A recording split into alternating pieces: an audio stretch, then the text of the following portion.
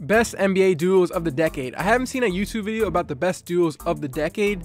Like, I've seen best duos of all time, best duos this current NBA season, but this decade, unless I didn't see it while I'm scrolling the YouTube search bar, there isn't one, so let's get right into it. And this isn't going to be in a specific order, because I know that will create controversy, so this is in no order. Let's go. First duo on my list, DWade and the King. 2 NBA championships, 4 NBA Finals appearances, multiple All-Star appearances, and all NBA selections, and tons of fast break connections. The DWade and LeBron combo were a dominant defensive duo. The Heat were always top 5 in defensive rating. That had a lot to do with LeBron and Wade's smart off-ball defense and on-ball defense with the help of Chris Bosh. The first year with these two were a little rough. Remember, they went 9-8 in the beginning of the season in that 2010-2011 season. They couldn't make a basket in the final 30 seconds. I know I said before that I don't like getting into the clutch argument, but they literally could not finish games, which led to tons of close losses and Skip Bayless having easy television material for First Take. But then they started winning games and playoff series, and that went away. LeBron took the lead ball handling role and scoring role, while Wade's averages took a dip across the board, but these guys put the stats aside for a championship. The face of the Grizzlies' grit and grind. I guess this is the only duo on the list without a quote-unquote superstar, but that doesn't matter when you have the chemistry these have in the paint. Just to list their credentials, Marc Gasol is a 7'1", 260-pound center. He's won Defensive Player of the Year. He's one of the best passers at his position, a solid mid-range shooter, and he's now extended out to the three-point line. Zach Randolph is a 6'9", 260-pound power forward who averaged a double-double multiple times this decade. Randolph is a slow-moving post game, but it's still tough to guard because he's got his mid-range shot, or he can lower his shoulder, bump you out the way, and make a close post shot over you. When you look at the defensive ratings the past 5 seasons, it was Tony Allen and Mike Conley defending the wing, but Randolph and Gasol were the ones defending the inside, guarding the rim. They're just so physically imposing. My favorite moments between these two guys were their games against the Clippers, especially those playoff series. Zach and Blake Griffin would always butt heads and get in confrontations. It just made really good television and good basketball. They never got into an NBA Finals, but they won 50 games 3 times this decade and got to a conference finals in 2013. That was the year Marc Gasol won his Defensive Player of the Year. And right now they're making a little bit of noise as they're the 3rd ranked defense in the league and 7th in the Western Conference. LeBron again, this time with Kyrie Irving. For the past 2.5 seasons, regular seasons and playoffs, LeBron and Kyrie are the main reason the Cavs have been to the finals in back-to-back seasons and have won Cleveland's first NBA championship and will probably be in the finals again in 6 months, depending on injuries and all that stuff, because you never know what will happen. We know what these guys are capable of. Game 5 of the NBA Finals last year, LeBron and Kyrie each scored 41 points to save the Cavs from elimination and then go on to win the title. LeBron could rely on Kyrie to carry the load with 3-point shots and floaters. Kyrie can do damage in the pick and roll, drive in to bring in the defense, and then make the pass out to the open shooter. They might be the best duo in the league right now in isolation situations. LeBron is at 26 points per game. Kyrie is at 24 per game. Both amazing playmakers off the dribble. Kyrie is close to 6 dimes per game. LeBron is at 8 assists per game. Right now, they're at 28 and 10, still killing the league with their inside and outside shooting duo. There's lots of years left with this duo because there's no way LeBron leaves again.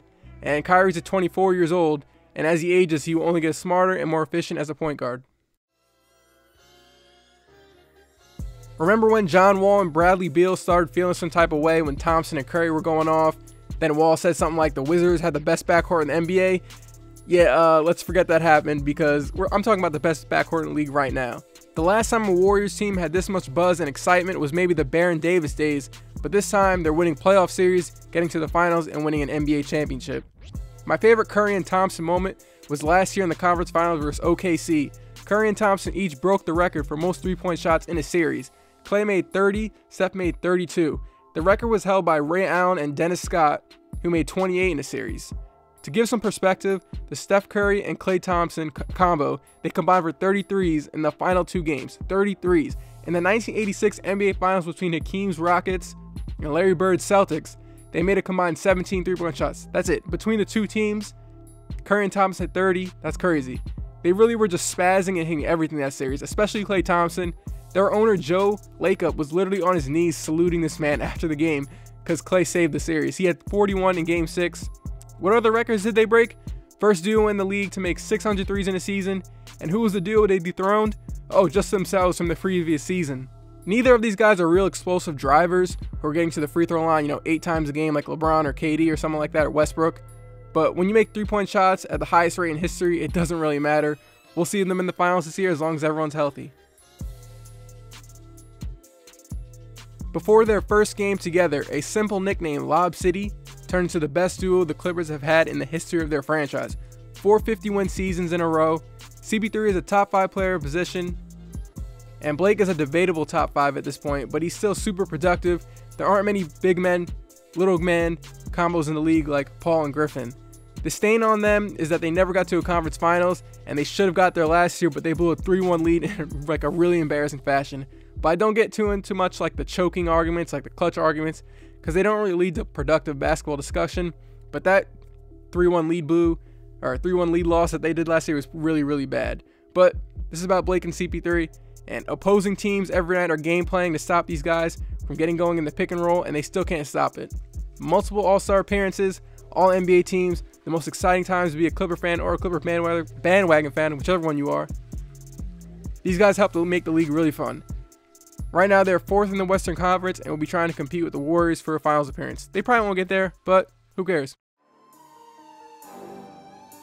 Cue the sad music, cue it. 2 top 5 players on the same team and only 1 finals appearance between them. I'm going to keep this as positive as possible because 20 years from now, when we're watching NBA highlights of Westbrook and Durant, I'm going to remember how dominant these 2 guys were every night, attacking the rim, putting insane stat lines, winning 55 games basically every single season, being top 5 players in the league and MVP candidates each night. It was always fun watching these guys trade baskets with each other. One of my favorite Westbrook and Durant moments was Game 7 of the 2014 first round versus the Grizzlies. They won 120-109. Durant scored 33 points after having a rough series being defended by Tony Allen. Westbrook had a triple-double on super efficient scoring. The only thing that stopped these guys was the title, man. You have a 4-time scoring title winner, MVP with Durant, and possibly the most physically dominating point guard in the NBA on the same court. It's just too bad they'll never suit up together unless it's an all-star game. Tim Duncan is retired and Tony Parker is entering retirement home stage. But this decade doesn't just include this year. The Spurs have won 60 games 3 times this decade, and the rest of the seasons they've passed the 50-win mark. There's a debate whether or not you could replace Parker with Kawhi for this spot, but Kawhi and Duncan do not have the history, chemistry, and years of accomplishments that Parker and Duncan have. When you think of this duo, I think of Tony Parker dribbling off of a Duncan screen, the defender dropping to defend Parker's drive, and Parker passing it out to Duncan for that 17-foot jumper. Or you can picture Tony Parker passing off of a Duncan mid-range for a spinning layup over the top of a big. My favorite moment between these two were after the 2013 finals. I personally thought they were done. I'm an idiot, yes. But after losing that series against the Heat in such brutal fashion, like they were 10 seconds away from a championship, then Chris Bosh got that rebound and Ray Allen made that 3, and you know what happened. I thought that was it for the Spurs. They had an amazing run, but like they always do, they proved me and a bunch of other people wrong and came back and killed the Heat in the finals the next year in 5 games. Parker averaged 18 points and 4 assists in that series, and Duncan averaged 15 points and exactly 10 rebounds. These 2 guys have won 4 championships together and are the faces of basketball success. Like when you go to the Basketball Hall of Fame, they should have a display of basketball success, and it's Tony Parker and Tim Duncan right there. Travel back in time to 2008 when the Lakers completely robbed the Grizzlies by getting Paul Gasol, and they gave Kwame Brown, yes, Kwame Brown and Javaris Crittenton, who I think is in jail for killing someone. I mean, the Grizzlies got Marc Gasol out of it, but that's besides the point. This duo was in the beginning of the 2010s. They won a close 7-game series against the Boston Celtics where Kobe won Finals MVP and Pau Gasol averaged 18 points and 11 rebounds on 47% shooting.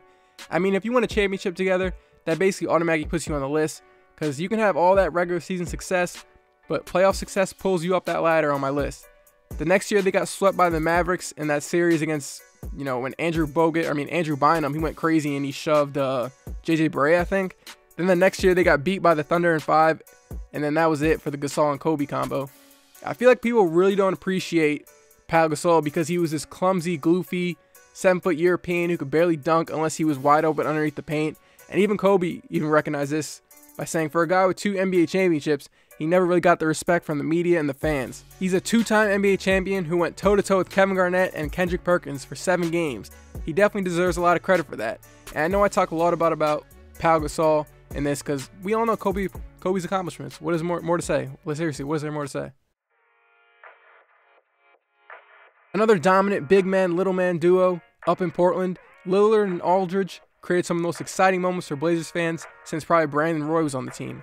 The pick and roll or pick and pop between Lillard and Aldridge was super hard for defenses to defend because Lillard, even though he's a small guy, can finish over the top of centers, and Aldridge has extended his range to the three-point line, so you have to play him tight or he'll pull up and drain a three in your eye. In the 2013-2014 season, they had the 5th highest rated offense in the league, scoring 108 points per possession. Lillard is a threat from anywhere, literally. Behind the arc, off the dribble, layups at the rim, you have to play him tight. They aren't the greatest defenders, but they're so good on offense that it doesn't matter once they're going bucket for bucket with you. My favorite moment was that playoff series a few years back against the Rockets. I think LaMarcus had like back-to-back 40-point games in Game 1 and then Game 2. Then Game 6, Damian Lillard hit that 3-point shot to get them to the second round. But like DWade and LeBron, Westbrook and Durant, they're no longer teammates, unfortunately. This is a disappointing one to talk about because it only lasted for like 2.5 seasons, because if you remember, Dwight was out for almost half of the 2014-2015 season. At the time, they were very polarizing because people hated Harden for his flopping and his flailing into fouls, and we all know why people hated Dwight Howard. And it's funny because people actually like Harden now because the Rockets are winning and they're good, and he's putting up triple-doubles once a week. 2 years ago in the 2015 playoffs, the Rockets came back from a 3-1 lead against the Clippers in the second round and blew them out in Game 7. Dwight Howard put up 20 points and 21 rebounds in Game 6, and in Game 7, Harden put up 31 points and dished out 8 assists. Dwight was killing the Clippers on the glass. I think there was some like offensive rebound stat where Dwight was just killing them, and that was largely due to Dwight. Harden was making plays and getting to the line like he usually does. They got killed by the Dubs in 5 games in the conference finals, but that comeback against the Clippers showed how dangerous they can be. Alright, that's the end of my video. If you made it this far to the video, definitely show some love in the like button. It really helps out my channel. I'll see you guys in the next video. More NBA videos coming.